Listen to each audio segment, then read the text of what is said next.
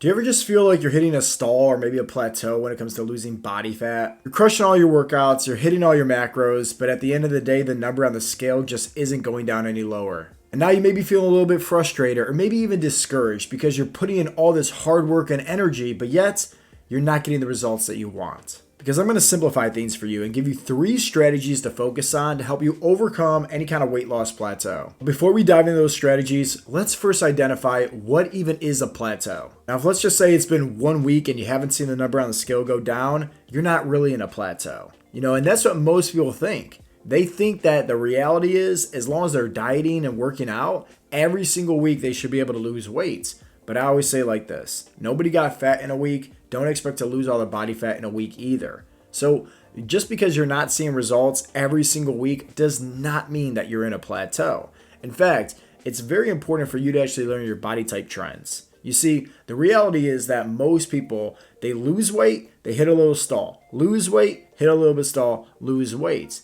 And then there are some individuals where, hey, they'll lose weight, gain a little bit of weight, lose weight, gain a little bit of weight, lose weight, gain a little bit of weight, lose weight. And then the third type of person out there, and this is somebody like myself, it's sometimes very frustrating, so pay close attention, is you'll lose weight, hit a little bit of stall, and then gain some weight, and then lose some more weight, hit a little bit of stall, and then gain some weight, and then lose some weight. But the reality is, once again, nobody here just goes from starting off at 250 pounds and every single week, they're just progressively losing weight until they reach 185. It doesn't work that way. Week over week, it changes. And that's simply because fat loss is not linear. And that's simply because the number on the scale could fluctuate so rapidly. So take this for example. If let's say you go out to eat, I don't know, maybe you go get some Chinese food or whatever is out there, right, with a lot of sodium in it. Well, guess what? Your body's going to be retaining that water weight, and that's going to make the number on the scale go up. And that doesn't mean you're putting on body fat. But yet, once again, the number on the scale went up simply because you're storing more water weight. If let's say you go out for, drinks or cocktails, it's the same thing. Drinking the alcohol is going to make your body store water weight. If you're underneath a lot of stress, right, not sleeping the best, right, whatever the case may be, all of these are different variables that could fluctuate with the number on the scale. And that's why tracking your body fat percentage, your measurements, and your progress photos is way better when it comes to tracking to actually see if you're progressing or not, compared to just the number on the scale. And another thing to keep in mind is, once again, how you look and how you feel is so important. So with that being said, if let's just say you have more energy, you're getting stronger, you're lifting heavier weights, even though the number on the scale isn't changing, you're still progressing. You're not actually in a plateau. So once again, what is a true plateau? Well, this is anywhere from about 3 to 5 weeks of not seeing any changes. No changes in the number on the scale, no changes with your body fat percentage, no changes with your measurements, no changes with your progress photos, and no changes when it comes to you progressing and getting stronger or having more energy. I've done so much research specifically on weight loss plateaus and looking up just different experts in the field like Dr. Lane Norton and Dr. Eric Helms. And here's the underlining factor. When it comes to somebody actually hitting a stall, when it comes to losing body fat or losing weight, it's typically because of this: inaccurate tracking. And I gotta say, I'm somebody that can blame for this 100%.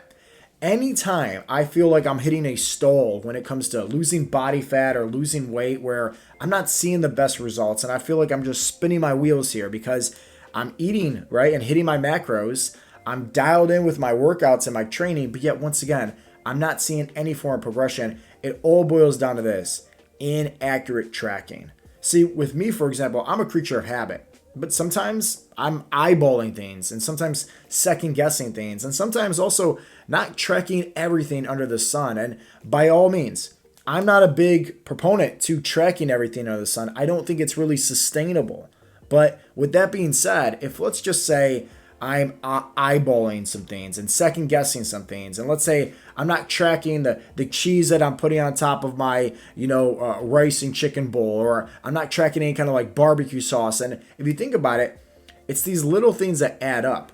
Let's just say 50 calories here, 80 calories there, right? 60 calories here, 30 calories there. Well, at the end of the day, if let's say I'm supposed to be having around 2,300 calories, but if I'm really taking the time to track everything, right, and dial it in, I can see here that man, I'm at 2,800 calories. Maybe I'm even at 3,000 calories. I'm not where I need to be at when it comes to being in the right caloric deficit to actually lose the body fat. And that's simply because I was just being a creature of habit. I was just, once again, hey, I'm typically tracking these foods, and it's okay if I'm, having bigger portions. It's all right. I'll burn it off. Or, oh, I don't need to track this sauce or track this cheese. It's all right. It's not going to add up anyways. Like, I'll burn it off. That's what I kept on telling myself. And then I actually realized here, like, it's just me kind of shooting myself in my own foot by me not being responsible, by me not focusing on the right discipline to track everything that I'm eating. And once again, I'm not saying you need to do that, right? And be obsessed with it. But I recommend take a few days, maybe take an entire week and track every single thing. Anything that has calories, track it just to get a good general awareness of how much you're actually eating. Because you can actually see here, and once again, for myself, when I'm actually doing that, I'm way over my calorie deficit. And that's actually what's stopping me. So, in fact, these 3 tips I'm going to go over next, I don't even need to implement any of these 3 tips. And that's simply because I just need to do a better job at tracking what I'm actually eating and making sure that I'm practicing integrity, which is doing the right things even when no one else is watching. I just got to be more disciplined. And maybe for you, you might not even need these 3 tips that we go over next either. Maybe you just need to dial in a little bit more. And once again, I'm not saying be obsessed with it, but take a few days, take a week, and actually, track, measure everything that you are consuming and putting into your body to actually see if you're in a calorie deficit or not. Now, with that being said, let's dive into the 3 tips that's going to help you overcome any kind of weight loss stall or plateau that you may be facing. The first one is focus on building more muscle. It's a complete mindset shift, right? And I get it because most of the time you're thinking, hey, I just need to lose weight, lose weight, lose weight. But hear me out. When you can actually focus on putting on more muscle, you're not going to get big and bulky like a bodybuilder or somebody that's jacked up on steroids. It doesn't work that way, okay? When it comes to putting on more lean muscle tissue, right? This is where in your workouts, whether you go to the gym or whether you're working out right at home with or without equipment, you're focusing on progressive overload. And the mindset shift is, I want you to think about this. If let's say I had a glass of water, okay? And at a certain point, right, like I'm trying to get the water out of the cup, right, by dumping it out. But let's just say by dumping out the water, that's you, lowering your calories, and that's also you just doing a whole bunch of cardio, okay? Because cardio doesn't build strength. Cardio just helps you stay within a calorie deficit. So if those are the only tools, right, that I have to dump out the water, what happens if let's just say I can't do any more cardio? Because it's not feasible for my lifestyle, my schedule, like there's just not enough time in the day. I can't move my body anymore. And what happens if also, let's say, I can't cut down on my calories anymore? Because then I start, risking the simple fact of me losing muscle mass because I'm not eating enough proteins and carbs and fats to maintain my muscle, which happens. Everybody gets to the bottom of the barrel. So it's like, okay, hey, we got this cup here. We can't dump it out anymore, right? When it comes to getting the liquids out, because we can't, once again, move our body anymore. We're capped out on time and we can't eat any less. How do we get the liquids out? It's simple. You add something into the cup, right? Maybe add in some rocks or, some Legos or something like that, or whatever the case may be. What happens, right? As you're adding more things into the glass, well, that liquid starts to rise and then it can eventually spill over. I want that to be crystal clear for you when it comes to putting on muscle. Because what muscle is going to do is help increase your BMR, your basal metabolic rate. And if we're looking at the TDEE chart, right, total daily energy expenditure chart, right, at the very top, right, the least little bit of calories being burned, okay, is coming from training, coming from working out. And then below that, we have TEF, right, the thermic effect of food, aka just eat more protein, you lose more body fat. And then below that, we have NEAT, non-exercise activity thermogenesis. So fidgeting, moving around, getting plenty of steps in, okay? And then below that, right, we have a huge category here called your BMR, your basal metabolic rate, and that is your body, right? And obviously you know that having more muscle weighs more than having body fat. But also that muscle that you're having, you're going to be burning way more calories, right, as opposed to having excess body fat. So even though the EAT, right, the exercise activity thermogenesis is at the top of the iceberg when it comes to calories being burned, when it comes to strength training, it's also the only thing that's actually going to fuel your BMR, your basal metabolic rate, to helping you improve your metabolism overall.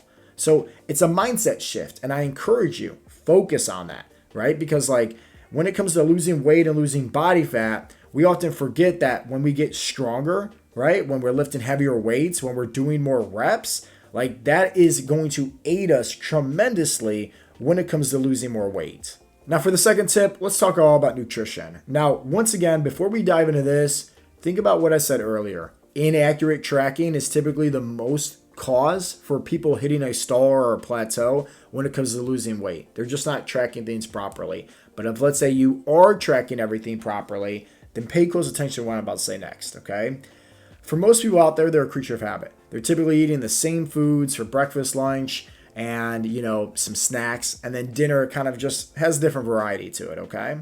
So I want you to think about it. It's like, if let's just say for breakfast, you're mainly having carbohydrates and protein and maybe low on fats.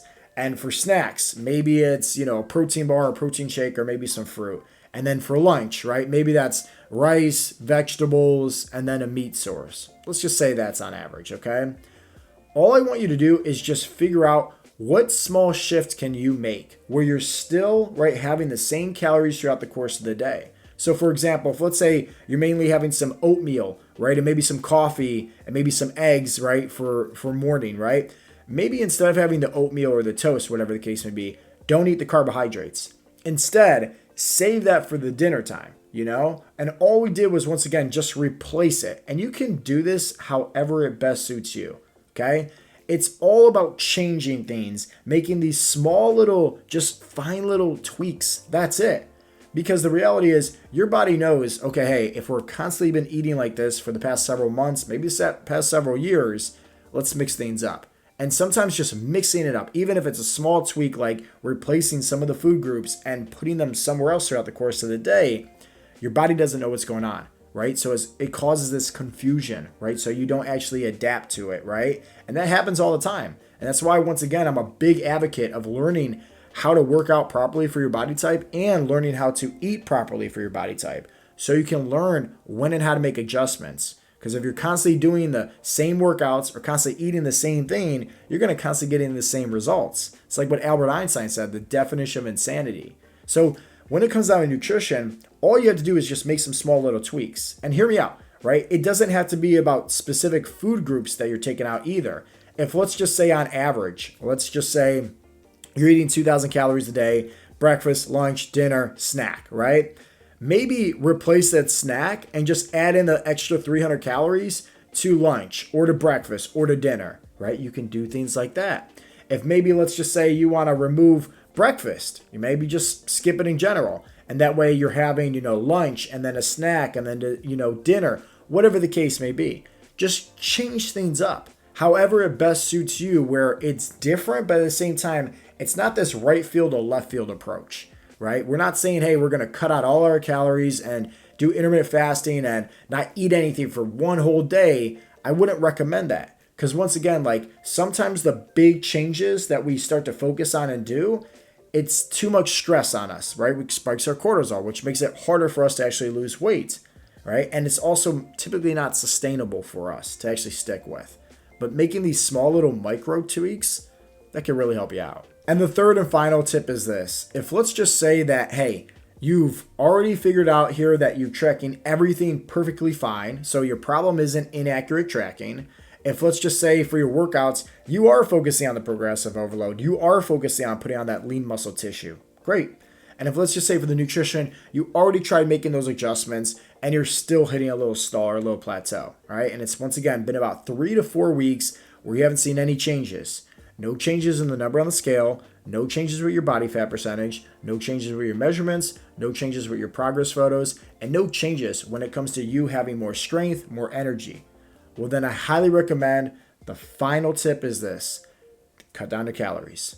And it does not have to be this dramatic, right? Once again, big shift of taking away 500, 800, 1,000 calories. No, small little tweaks.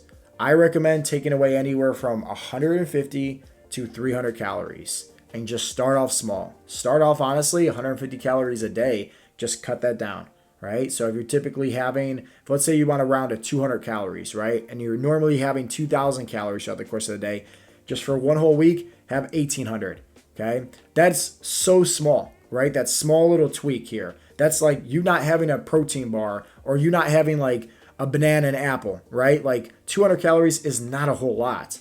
So if you just did that every single day, instead of having 2,000 calories a day, you start having 1,800 calories every single day. Over the course of that week, I promise you, you should see a difference. I really hope that you guys got a lot of value from today's video. If you did, definitely give it a thumbs up and leave a comment down below letting me know your biggest takeaway. And if you have not yet subscribed to my YouTube channel, I would greatly appreciate it if you did. Now, before you leave, check this out. I actually did an entire coaching call with our clients going over more information on what you should be doing if you ever hit a stall or a plateau when it comes to losing weight.